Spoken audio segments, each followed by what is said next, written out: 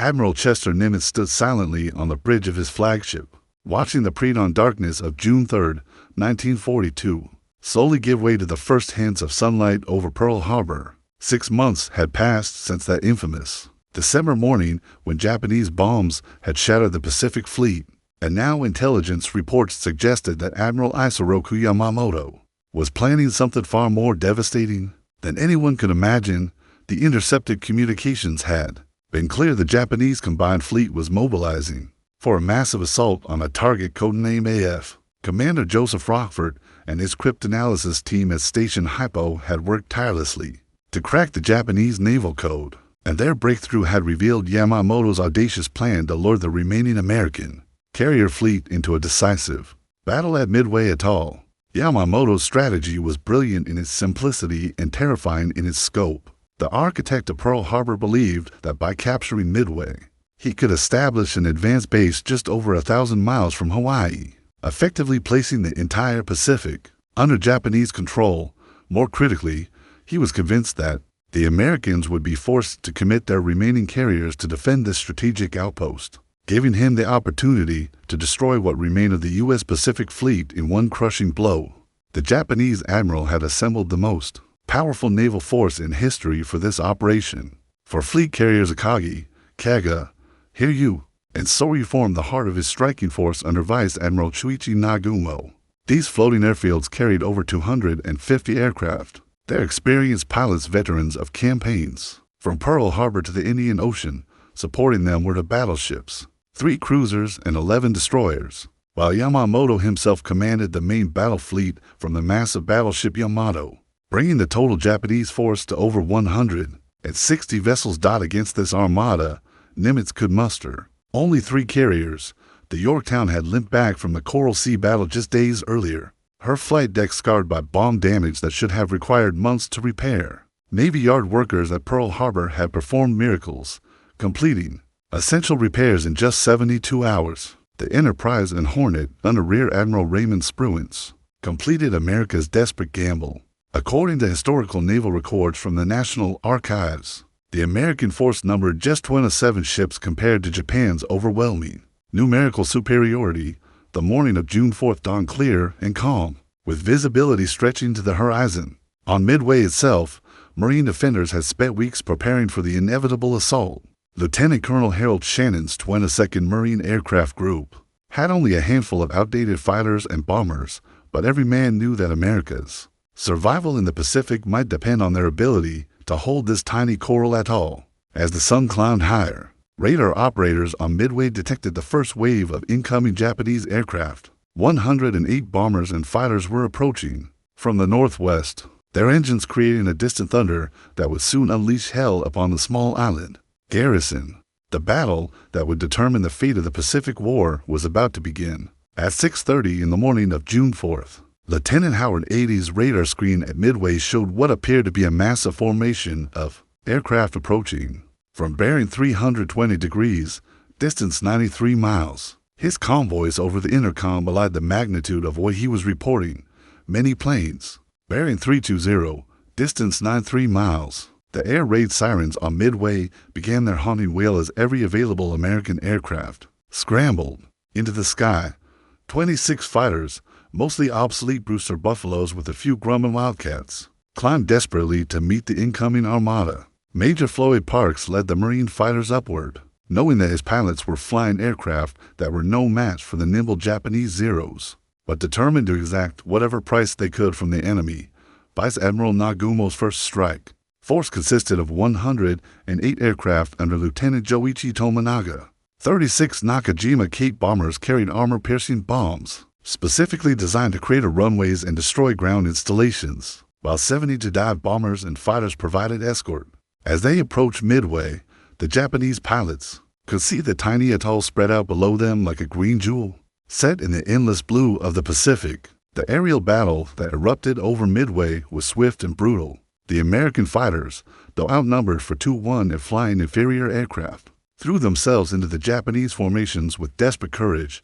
Captain Marion Carl, flying one of the few Wildcats, managed to shoot down the Japanese bombers before his aircraft was riddled with bullets. Major Parks himself went down fighting his buffalo exploding in a ball of fire as Zero fighters swarmed around him.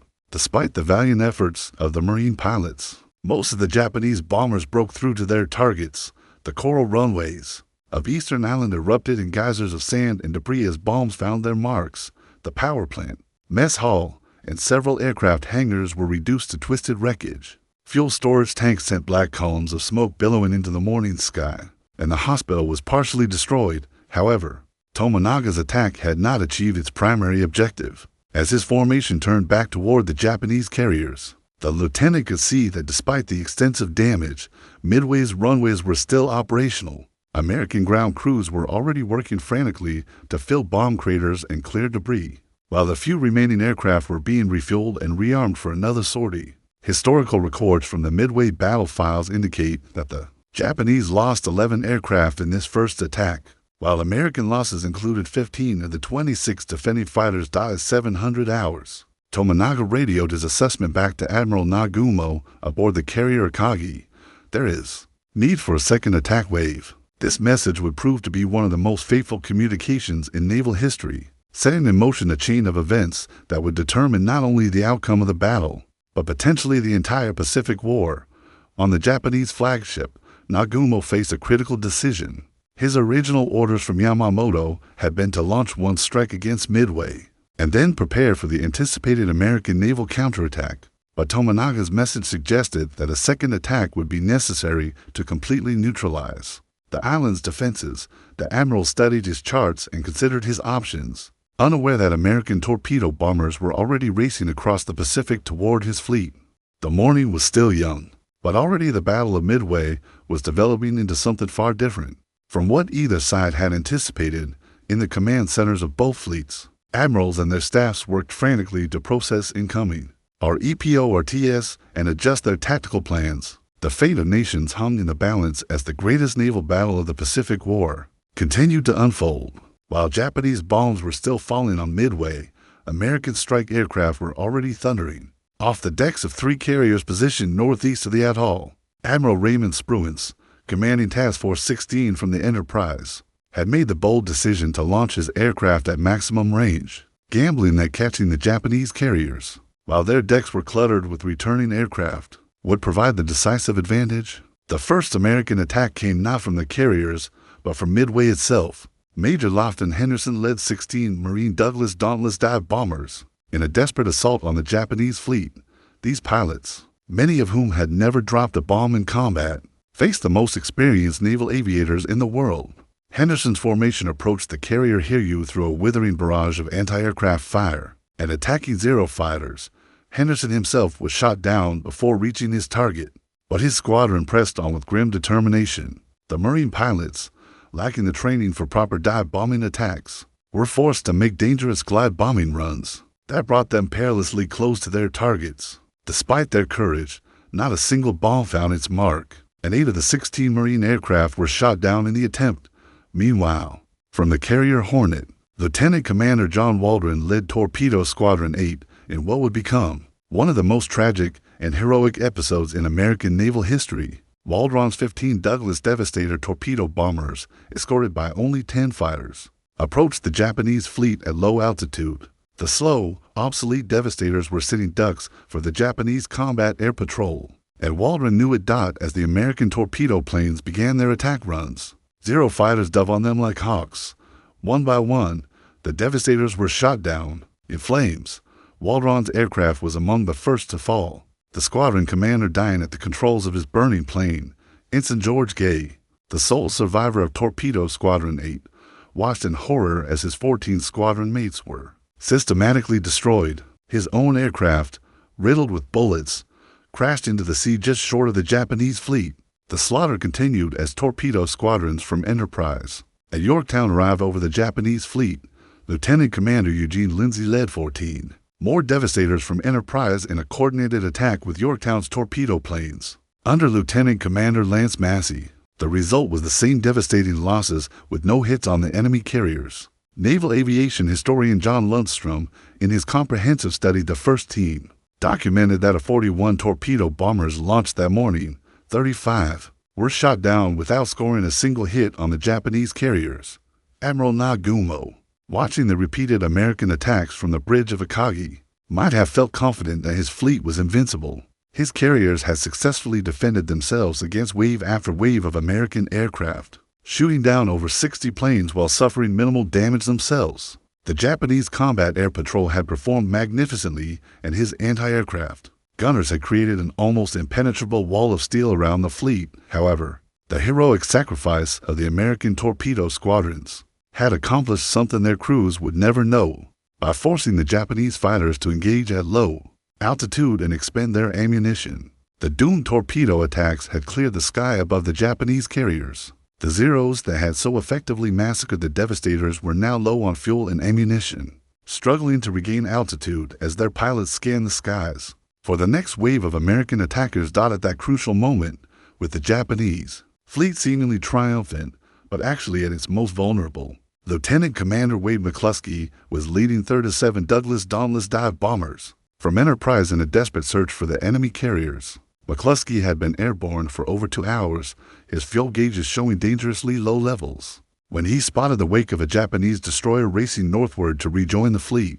Following that wake would lead McCluskey and his dive bombers to their date with destiny, and to for minutes that would change the course of World War II in the Pacific. At 10-20-4 in the morning of June 4, 1942, Lieutenant Commander Wade McCluskey peered through his diving goggles at a sight that would be forever burned into military history. Spread out below him in a perfect formation were the 4 Japanese aircraft carriers that had brought devastation to Pearl Harbor just 6 months earlier.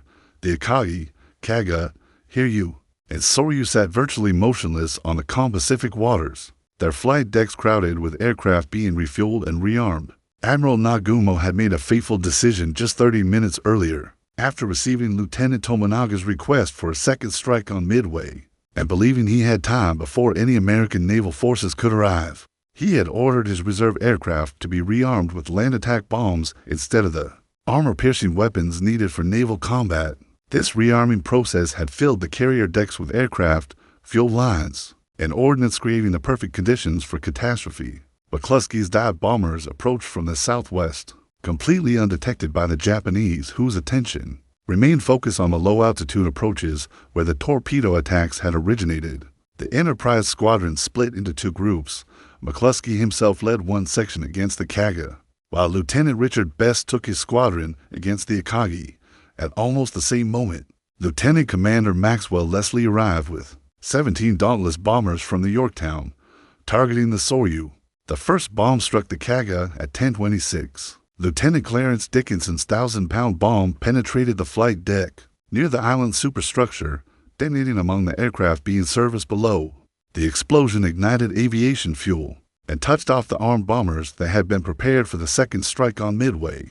Within seconds, the Kaga was transformed from a proud warship into a floating inferno. Simultaneously, Lieutenant Best led his 3-plane section in a perfect dive on the Akagi. His bomb struck just after the midships elevator, penetrating to the hangar deck where it detonated among fueled and armed aircraft. The flagship of Admiral Nagumo's carrier striking force was engulfed in flames within minutes, forcing the admiral and his staff to abandon ship and transfer to the cruiser Nagara. The Soryu met a similar fate under the bombs from Yorktown's dive bombers. Lieutenant Commander Leslie's squadron achieved multiple hits on the carrier, and like her sister ships, the Soryu was quickly consumed by uncontrollable fires. The veteran Japanese damage control parties, so effective in previous battles, were overwhelmed by the intensity of the blazes fed by aviation fuel and exploding ordnance. According to official Navy Department records archived in Washington, this coordinated dive bomber attack lasted less than 6 minutes, but effectively destroyed 3 of Japan's 4 fleet carriers in the space of 4 minutes. In those brief moments, the strategic balance of power in the Pacific shifted dramatically. The 3 carriers that were burning and exploding below McCluskey's aircraft represented not just ships and planes, but the cream of Japanese naval aviation. The experienced pilots who were dying in the flames could not be replaced, and the loss of these carriers meant that Japan's ability to project power across the Pacific was crippled. Captain Mitsuo Fukuda, the air group commander who had led the attack on Pearl Harbor, was recovering from appendicitis aboard the Akagi when Best's bomb transformed his ship into a blazing wreck. As he was helped to a rescue boat, Fukuda could See the pride of the Japanese Navy reduced to burning hulks. The same carriers that had carried Japanese naval aviation to victory after victory across the Pacific were now sending black columns of smoke into the clear June sky.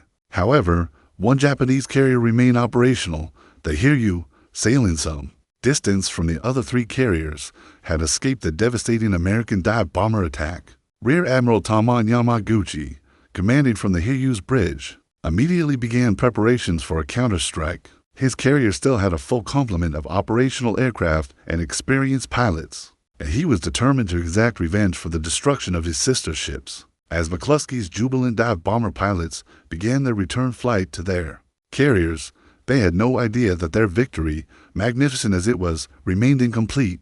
The Battle of Midway was far from over, and Admiral Yamaguchi was already launching the aircraft that would bring the war back to the American fleet with devastating effectiveness. The 4 minutes that had just elapsed would be remembered as one of the most decisive moments in naval history, but the day's fighting was far from finished. Rear Admiral Taman Yamaguchi stood on the bridge of the carrier Hiryu, the last operational Japanese flat-top in the Central Pacific, and surveyed the devastating scene around him. The Akagi, Kaga, and Soryu were burning wrecks, their smoke columns visible for miles across the clear Pacific waters. The pride of the Japanese Navy had been reduced to floating funeral pyres in a matter of minutes, but Yamaguchi was not a man to accept defeat without striking back at 1100 hours. Just 36 minutes after the American dive bombers had delivered their crushing blow, Yamaguchi launched his first counterstrike. Lieutenant Michio Kobayashi led 18 Aichi dive bombers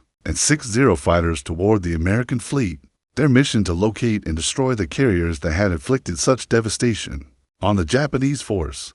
The experienced pilots climbed into the morning sky with vengeance in their hearts and steel in their resolve. The Japanese strike force located the American Task Force 17 at 12:10 in the afternoon. The carrier Yorktown, having recovered her dive bombers from the morning attack, was operating alone and vulnerable. Captain Elliot Buckmaster had his ship at general quarters, with every anti-aircraft gun manned and ready, but the approaching Japanese aircraft represented some of the finest naval aviators in the world. Lieutenant Kobayashi led his dive bombers down through the American combat air patrol and anti-aircraft fire with the precision that had made Japanese naval aviation legendary. The first bomb struck the Yorktown's flight deck just forward of the island's superstructure, penetrating to the 4th deck before exploding. The blast killed or wounded 66 men and started fires in the forward part of the ship, too. More bombs found their marks in rapid succession. The second bomb struck near the uptakes for the forward boiler rooms, and the third penetrated the flight deck amidships. The Yorktown shuddered under the multiple impacts, her speed dropping rapidly as damage control parties raced to contain the fires and flooding. Black smoke poured from her stack as engineering personnel worked frantically to maintain power. Yet the Yorktown proved remarkably resilient. Captain Buckmaster's damage control teams, trained to the highest standards of the U.S. Navy, gradually brought the fires under control. The flight deck damage was patched with steel plates, and within an hour, the carrier was launching and recovering aircraft again. To Japanese reconnaissance aircraft observing from a distance, it appeared that the Americans had somehow managed to get an undamaged carrier operational, leading them to believe they were facing a much larger force than actually existed. Naval historian Samuel Eliot Morrison, in his authoritative history of United States naval operations in World War II, noted that Yorktown's rapid damage control response was so effective that Japanese pilots thought they were seeing a different, undamaged carrier. This confusion prompted Admiral Yamaguchi to launch a second strike at 2:30 in the afternoon. Lieutenant Joichi Tominaga, the same pilot who had led the morning attack on Midway, volunteered to command 10 torpedo bombers and 6 fighters in what everyone knew would likely be a suicide mission. Tominaga's aircraft had been damaged during the Midway attack, and his fuel tanks had been holed by machine gun bullets, but he insisted on leading the attack personally. The second Japanese strike found the Yorktown at 4:45 in the afternoon, just as her crew was beginning to believe they had weathered the worst of the Japanese counterattack.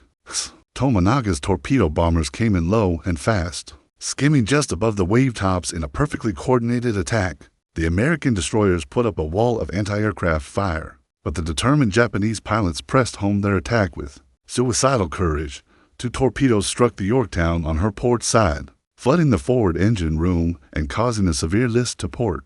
The carrier lost all power and began taking on water rapidly. Captain Buckmaster, realizing that his ship was in mortal danger, gave the order to abandon ship at 500 hours. The crew of the Yorktown, which had survived the morning bombing attack through superb damage control work, was forced to take to the lifeboats as their ship settled deeper into the Pacific waters. Admiral Yamaguchi had achieved his revenge, but at a terrible cost. Tominaga and most of his pilots had died in the attack, adding to the growing toll of Japan's finest naval aviators. The Hiryu now stood alone against 3 American carriers, her aircraft depleted and her position increasingly desperate. As the afternoon sun began its descent toward the western horizon, both sides prepared for what many believed would be the final act of the Battle of Midway. As the sun began its descent toward the western Pacific on June 4, 1942, the carrier Hiryu sailed alone through waters littered with the wreckage of what had once been the most powerful naval striking force in history. Admiral Yamaguchi had exacted a measure of revenge for the morning's catastrophe, but his situation remained desperate. 3 American carriers still prowled the waters to the northeast, while his own ship carried fewer than 40 operational aircraft and was running dangerously low on fuel. Admiral Spruance, commanding the American Task Force 16 from the Enterprise, faced his own difficult decisions. The Yorktown was dead in the water and apparently sinking, reducing his effective carrier strength to 2 ships. However, his intelligence officers had confirmed that only 1 Japanese carrier remained operational, and Spruance was determined to complete the destruction of Nagumo's fleet before nightfall. At 4:30 in the afternoon, just as the second Japanese strike was finding the Yorktown, scouts from the Enterprise located the Hiryu. Lieutenant Samuel Adams radioed back the crucial information: 1 carrier to battleships, 3 cruisers for destroyers, bearing 285 degrees, distance 35 miles, course north, speed 25 knots. The last Japanese flat top had been found. Enterprise Air Group Commander Wade McCluskey, the hero of the morning attack, was wounded and unable to fly. Lieutenant Commander Earl Gallagher assumed command of the dive bombing attack, leading 24 Dauntless bombers toward the Hiryu. From the Hornet, Lieutenant Commander Walter Roddy led 15 more dive bombers in support. The combined American strike force of nearly 40 aircraft represented overwhelming superiority against the depleted Japanese defenses. The attack on the Hiryu began at 6:45 in the evening. Admiral Yamaguchi had managed to launch only 60 fighters to defend his ship, and they were quickly overwhelmed by the American escort fighters. Gallagher's dive bombers pushed over into their attack dives as the Japanese anti-aircraft guns opened fire with desperate intensity. Lieutenant Commander Gallagher's 1,000-pound bomb struck the Hiryu's flight deck just forward of the forward elevator, penetrating to the hangar deck where it detonated among parked aircraft. 3 more bombs followed in rapid succession, each one adding to the inferno that quickly engulfed the Japanese carrier. Within minutes, the Hiryu was blazing as fiercely as her sister ships. Her flight deck buckled and twisted by the force of multiple explosions. Admiral Yamaguchi, one of Japan's most capable naval commanders, chose to go down with his ship. Standing on the bridge of the burning Hiryu, he composed a final radio message to Admiral Yamamoto: "I am staying aboard the ship. I shall engage the enemy as long as the ship will float. I am grateful for the wonderful opportunities I have had to serve my country." The admiral then shared a final sake with his staff before the flames made further resistance impossible. According to Japanese naval records preserved in the Imperial War Museum archives, Admiral Yamaguchi's final message was transmitted at approximately 1100 hours on June 5th, just hours before the Hiryu finally succumbed to the flames. As darkness fell over the Pacific, the freight carriers that had brought such destruction to Pearl Harbor were all burning or sunk. The Akagi and Kaga had been scuttled by Japanese destroyers to prevent their capture, while the Soryu had exploded and sunk during the afternoon. The Hiryu would burn through the night before finally slipping beneath the waves. In the early morning hours of June 5th, the strategic implications of the carrier losses were staggering. Japan had lost not just for ships, but over 250 aircraft and many of her most experienced naval aviators. These pilots, trained over years of intensive preparation, could not be quickly replaced. The loss represented a blow to Japanese naval aviation from which it would never recover. Admiral Yamamoto, receiving reports of the disaster from his flagship, Yamato, realized that his grand strategy had failed catastrophically. The operation designed to destroy the remnants of the American Pacific Fleet had instead resulted in the destruction of Japan's own carrier striking force. Late on the evening of June 4th, Yamamoto issued the orders that would end the Battle of Midway. The Midway operation is canceled.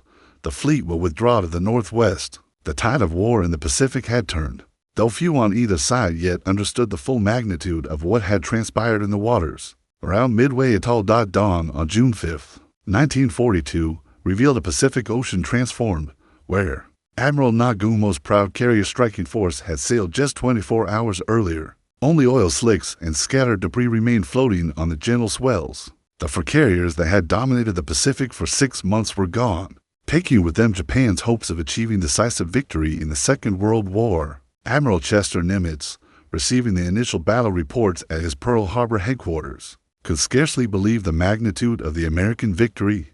The intelligence breakthrough that had revealed Japanese intentions, combined with extraordinary courage by American pilots and superb tactical decisions by his commanders, had achieved what many had thought impossible.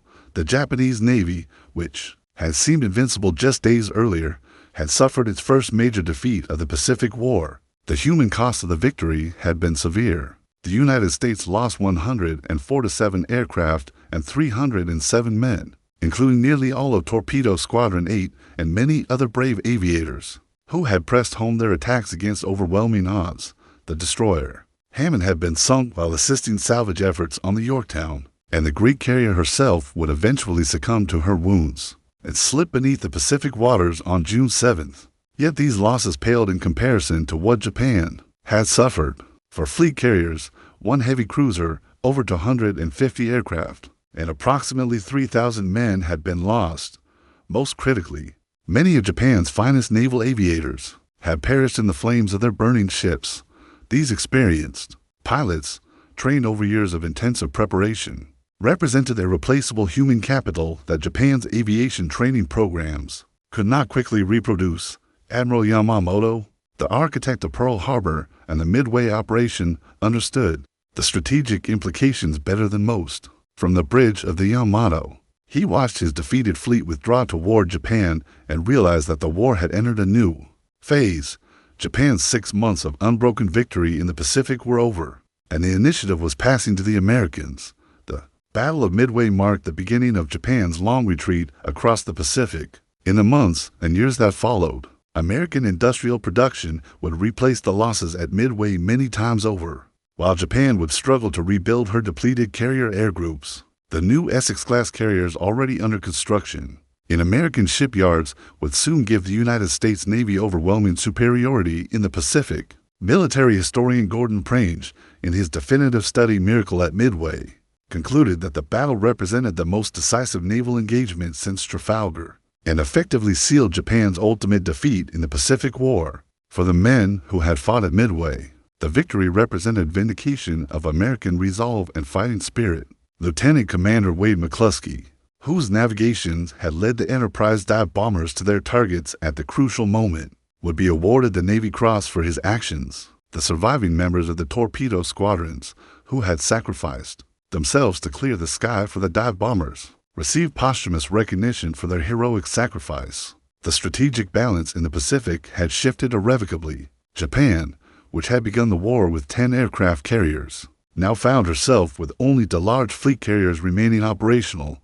The United States, meanwhile, was rapidly expanding her carrier force and training new generations of naval aviators. The hunting season that had begun at Pearl Harbor was over. Now Japan would become the hunted. As the survivors of both fleets made their way back to their home ports, few could fully grasp the historical significance of what had transpired. The Battle of Midway had lasted only 4 days, but those 4 days had changed the course of the Second World War. Admiral Nimitz would later write that Midway was essentially a victory of intelligence, but it was also a victory of courage, sacrifice, and determination. The tide had turned in the Pacific, and it would never turn back. Japan's dream of Pacific domination had died in the flames of her aircraft carriers, while America's march toward victory had begun in the skies over a tiny coral atoll called Midway. The battle that was meant to destroy the United States Pacific Fleet had instead ensured Japan's eventual defeat. marking the beginning of the end for the Japanese Empire in the Pacific.